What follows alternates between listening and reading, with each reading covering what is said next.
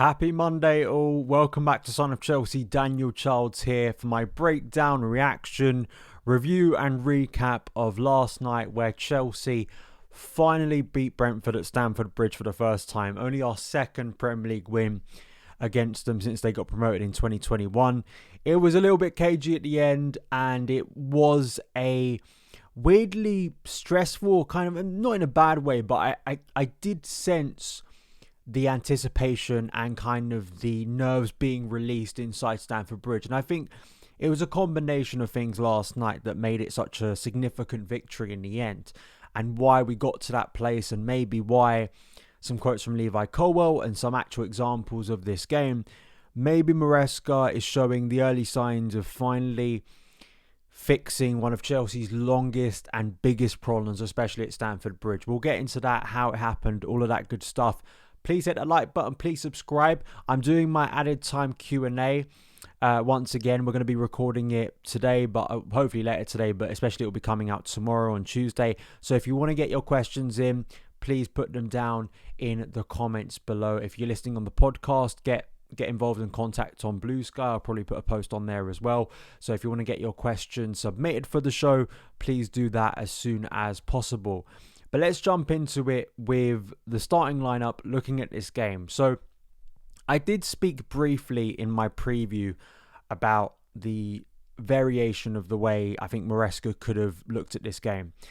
And I did mention, whether I mentioned it on my show, I definitely mentioned it on the Chelsea Echo, was Tosin Adarabioyo maybe coming in for this game, purely because of the height. Now, we know since then, and it's becoming a bit of an issue in defence, these defensive injuries are starting to pile up a bit, because we found out from Maresca, Badiashile had an issue. That's why he wasn't in the squad. So Tosin did take the place. Whether it was more of a personnel thing than a tactical thing, I guess we have to wait until a similar situation arises. But he comes in. We go to a more conventional back four. Malo Gusto starting, Cucurella left back, Levi Colwill, and then Caicedo and Fernandes. Lavia, although not fully injured, wasn't available for the game. And then Madueke, as expected, comes in. Cole Palmer, number 10. Sancho keeping his place. And of course, Nicolas Jackson as well. The player I mainly want to focus on in this show is a guy who was everywhere in that game, and unfortunately ended it in a pretty poor way, and I think petulant way. I don't completely blame him, because I did think it was down to some incompetent officiating, but given how good and effective the performance was, and that's obviously Marc Cucurella. I think in some ways Cucurella represents the transformation of Chelsea in so many ways. Narratively, we look at his career, but especially in the way I think him and Moises Caicedo are Chelsea's two most important players in a lot of ways. I think they are so defining for the way Chelsea are winning games at the moment. And it's the small things they do throughout the course of a game that add up. And I think they really make the difference. Now, it's obvious when Cucurella scores a goal, or, Caicedo scores a goal, or they assist a goal, that, you look at and you go, yeah, sure, that's like defining. That's, it's adding to the score sheet, the most important thing. However, I think it's those small things that add up over the course of a game that, especially in awkward situations and games like this, I've looked at it this season, and I think there's been a couple of games so far this season, types of games that I've seen Chelsea come unstuck. Obviously, historically, we know Brentford become unstuck again pretty frequently, but even the Newcastle game, that was a tight 2-1 that we were able to get through. Bournemouth earlier in the season, although maybe a little bit fortunate, we were able to come through that game as well. And it's just maybe a sign that in these games that aren't against the top 6, but have been difficult for Chelsea to get maximum points, is Maresca finding a solution. Levi Colwill spoke about this, that, as a coach, he's trying to bring solutions to this kind of low block or kind of awkward problem that Chelsea have been facing. And I think that's really interesting. Let's look at the goal, because obviously that's been the big thing against Brentford. Scoring against them has been a massive problem. It did kind of remind me, the first goal, of almost an identical move that Chelsea had against Brentford at home in the first half last season. Cucurella making a run from kind of the back post late into the box. Last year, he hit it straight at the keeper, his header. This time, his header went in, and obviously it was a vital moment in the game, because the first half kind of played out as we suspected.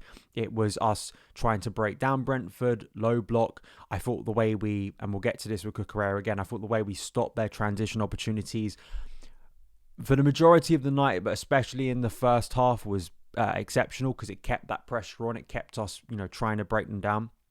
And Noni Madueke, who had a kind of varying night, but, this was a brilliant ball into the 6-yard box. And we look here at this first shot, and I definitely suggest if you're listening on the podcast, go onto the YouTube show and watch it, because we're just going to look through some of the screenshots from the game.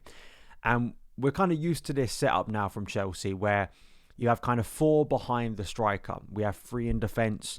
It depends on who's playing. Sometimes that 3 will include Marc Cucurella in defence. Sometimes it will include Malo Gusto. Sometimes you will see Moises Caicedo drop a little bit deeper. It's very fluid. But especially when you have a team like Brentford who come to the bridge and are going to set up so defensively in their own kind of 5-back shape, it's very important for Chelsea to find runs from elsewhere, try and be a little bit more adventurous, and to try and find space and gaps if, say, Brentford are looking at the more obvious threats, Enzo Fernandez, Cole Palmer, Nicolas Jackson, and the wide threats of Madueke and Sancho. This is brilliant from Cucurella, and it's really the most typical and obvious inverted fullback moment maybe of the season under Enzo Maresca, because we see Cucurella take up these positions so frequently, and it allows Sancho to be a little bit more out wide, go 1v1, which is what you want to see. And he's already positioned here brilliantly. He's taken up this role naturally. He's at the edge of the box, so he's kind of playing that second 8 role, because Palmer's already kind of shifted the ball out to the right, and he makes this late run into the box. And it's just the desire as well of Chelsea players and that kind of willingness to get to the end of 50-50s, that, again, these are not tactical things. It's kind of a combination of tactics, but also that kind of fight. And when we say fight, it kind of feels a little bit flimsy, because you can't always put it down on a sheet like data.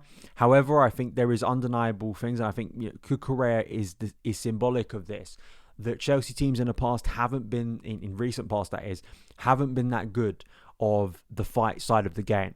Maybe all right technically, but if you don't have that fight side of the game, you're not going to go that far in the Premier League. And I thought this was a prime example of him, diving in the air, wanting to get on the end of it, scoring a big goal, and the relief around Stamford Bridge was palpable. It was such a big moment in the game, and it got Chelsea ahead.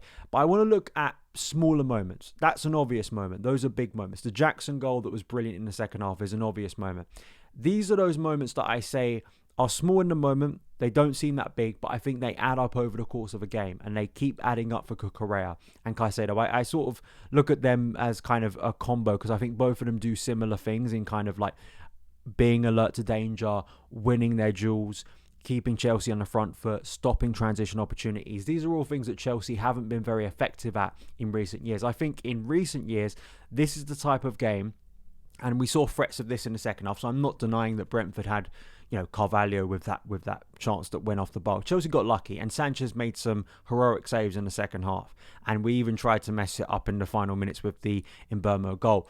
But I think these are signs of the improvement that Maresca is speaking about, even if maybe we're not at the title level yet. This is a real good sign. So, in the first half, Chelsea trying to press Brentford back, trying to create opportunities.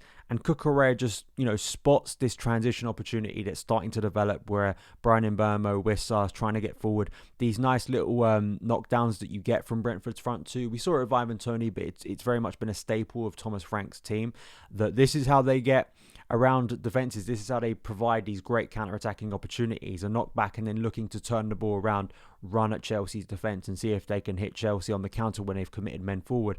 And Cucurella just spotting the moment, and even though he's on the left side, quickly moving into that central role to try and help Chelsea, and very much putting his body on the line as well. We see this a lot from Cucurella, putting his body on the line to stop Bryan Mbeumo and completely stopping and halting the transition opportunity. Another example here of just aerial duels, again, alert to danger, whether it was Wissa, whether it was Mbeumo. Mbeumo is a very physical, even though he's not the tallest player, he is a very physically bulked player. He's very well suited to the Premier League. But it's small things, Cucurella, and I can imagine opposition fans not liking this. But unfortunately, it is kind of, if you want to use a blanket term, the dark arts that I think Cucurella is amazing at, and he's really mastered in his game. Is just whether a little bit of a shove there when Bryan Mbeumo is trying to, jump up to win the header, because he can't win the header himself, Cucurella, so he's able to put players off. It's those small things throughout the course of a game that I think add up. And, Cucurella here intercepting again, a little bit of a knockdown, Brentford looking to get it out wide, get their wing backs involved. again, makes huge difference. And later on in the game, I think there were just more examples of aerially Marc Cucurella doing smart things to put off the opponent, but also just being very effective as well. So Brentford, they've already got the goal back. We're deep into added time here. And this is kind of a great opportunity for Brentford to get a ball, a set piece, which they're usually quite effective at, into the 6-yard box. And Cucurella is the first one to head it away. When the ball comes back, he's the first one to block once again and get to the loose ball. And then the final, literally, this is the final Brentford attack. Cucurella, this is the dark arts. He just runs into the defender and just throws himself to the floor. Now, watching it back, and I've got to give credit to my brother who was... I go to Chelsea games with, and we were sat there, and he said it instantly that Cucurella just run into the defender, like there was no foul there. And he's very much playing on the fact that Peter Banks is not really looking at the situation at all. Peter Banks is quite a poor official, so maybe he's banking on it or not. If you look at it on the screenshot, when Cucurella makes that run to fall down, the official is not even looking at him. He throws himself to the floor. Then he looks over the official and is kind of conned into thinking it's a foul. Now, again, holistically, we can all be nice about it and say if that's against us, we'd be annoyed. But, it's incompetent officiating. But it's also these small things that old Chelsea teams were really good at. And listen, most brilliant teams are good at. You kind of have to be in the game. It's these fine margin things. And Chelsea at times have not been that intelligent a football team in recent times. Good that we're finally getting certain players who do it. I think Caicedo, again, we mentioned him, not only just a great defensive midfielder, really effective at doing, great tackling, passing, very much intercepting and covering space, but also knows how to wind up the opposition. Unfortunately, Cucurella wound up the opposition a bit too much that he got himself sent off, which I don't think... I've seen the incident back. Again, I just don't think Peter Banks understood what was going on. It was two players shoving each other and then just thought, I've got to get my yellow out here. It does create an awkward issue for Chelsea next week at Goodison Park, another awkward game where I assume Renato Vega's going to start, but Cucurella has been essential to Chelsea, and it's whether Vega can make that step up in what will be a challenging away game. But just more broadly about this game, it's a huge win. And I do want to give some flowers to Nicolas Jackson once again. I've had visions after he missed that chance that he absolutely should have been burying it. It was kind of almost a glimpse to early, reversion back to sort of the early days of Jackson at Chelsea with that left-footed miss of his from a brilliant build-up. It was wonderful build-up round the box from Palmer and Enzo and Sancho. Sancho with the run and the cutback. It should have been one of our best goals of the season, unfortunately. But then Jackson making up for it. Caicedo, once again, watch that second goal back. Caicedo's interception is integral to that counter-attacking opportunity. And Enzo Fernandez, with space in front of him, he could have played a ball maybe out left to Cole Palmer. He sees the space. He sees the fact that Nicolas Jackson's going to go one-on-one with a slower defender, and it's brilliant. And Jackson, too, who'd had a difficult night, didn't score last week, had a difficult time at Spurs, cuts onto his right foot. It's a brilliant finish. It's a huge moment, and it ends up being the winning goal of a big game. Now, we spent a lot of last week, and we've spent a lot of our discussions recently, whether it's just me sat here or with Jan or with Liam, to me, and we'll probably be doing it, is are Chelsea in a title race? The fact that Chelsea are 2 points away from top spot, and it's nearly Christmas, is insane. It's absolutely insane where Chelsea have been in recent years to even contemplate that reality. I think most of us instinctively don't want to believe we're in a title race because it's kind of shielding ourselves from disappointment. And Maresca remains very much that. And the reason he gave was the sloppy way Chelsea gave away that Brian Mbeumo goal late on, which created a bit of stress in the closing minutes. And I agree with him because I have seen. The Leicester game was an example of this. The Spurs game last week. There are still poor moments, petulant things in the team, which you could attribute to Marc Cucurella and others. And maybe that clinical edge, which I think is hard to still argue with this Chelsea team because in attack-wise, we're so much better than we have been in recent years. The attack really isn't an issue at the moment. But still, the reality is the reality. Chelsea are only 2 points away from the top of the Premier League, and they could go above Liverpool before they play next Sunday. I may be boring you guys, but I just think the fact that we're even in that situation is a testament to the brilliance of Enzo Maresca. I look at the performances of players like Cucurella, the elevation of players like Cucurella, the elevation of players like Caicedo, how Chelsea are able to come through games like this that last year we absolutely lost. I think in recent years we've really struggled, even under, coaches like Tuchel, who did a lot of great things for Chelsea. We struggled in games like this. We are now finding ways to win. And whether it's, being better at the dark arts, having a more productive attack, overloading and finding a system that creates a much better balance for Chelsea, all of it has come together to create a way more effective and joyful Chelsea team. Stamford Bridge is a joyful place again. Anyone trying to tell you that it isn't a great place at the moment, and it's, I've admitted I'm wrong. I don't know why people are still kind of doubling and tripling down that things are bad when they really aren't. Like, this is the best Chelsea have been in the Premier League for some time. Like, that's just objectively true at the moment. And you can talk about the failings of other teams. We can talk about this. We can talk about that. However, Chelsea are second in the Premier League and they are winning games. They are miles better than they were at this time last season. And at the very least, what we can say is we're a level above, several levels above where we expected to be.